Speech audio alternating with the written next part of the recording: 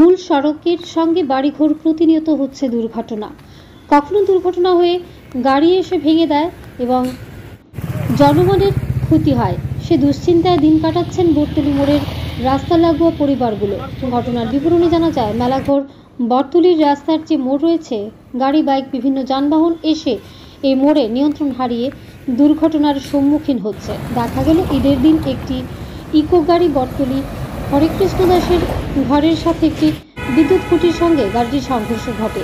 যদি বিদ্যুৎ খুঁটিটা না থাকতো তাহলে গাড়িটি হরেকৃষ্ণ দাসের বাড়িঘর ভাঙচুর করে দিত।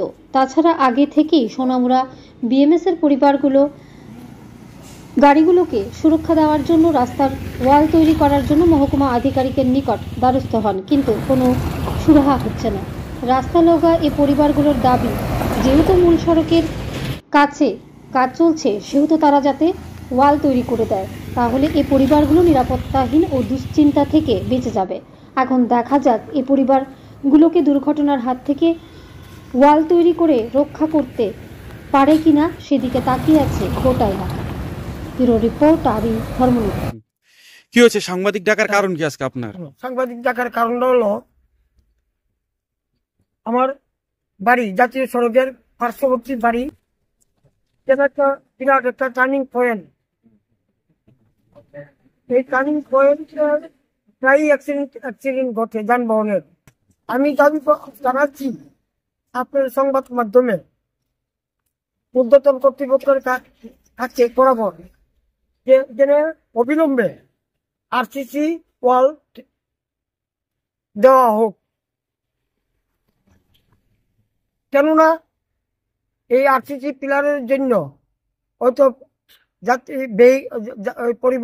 পরিবহন যানবাহন প্যাসেঞ্জারের স্বার্থে এবং নিজের পরিবারের আত্মসুরক্ষার স্বার্থে, সকলের স্বার্থে আমি এই দাবিটা করলাম।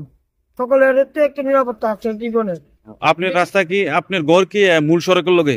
মূল সড়কের মানে এখানে প্রতিনিয়ত দুর্ঘটনা হয়? হ্যাঁ, দুর্ঘটনা ওপেনলি প্রায় এই ধরনের। মানে আপনি মানে যাতে ওই আরসিসি ওয়ালটা দিলে মানে দুর্ঘটনাটা হইলেও মানে আপনার বাড়িতে এফেক্ট হবে না? হ্যাঁ, আরসিসি ওয়ালটা এখানে দেওয়া হলে মানে মোট কথা নিরাপত্তার, মানে বাড়ির নিরাপত্তার সাথে যাত্রী সাধারণের নিরাপত্তা হবে, প্যাসেঞ্জারের জীবন ঝুঁকি এবং আমার পরিবারের জীবন ঝুঁকি থেকে আমরা সকলেই রক্ষা পাবো।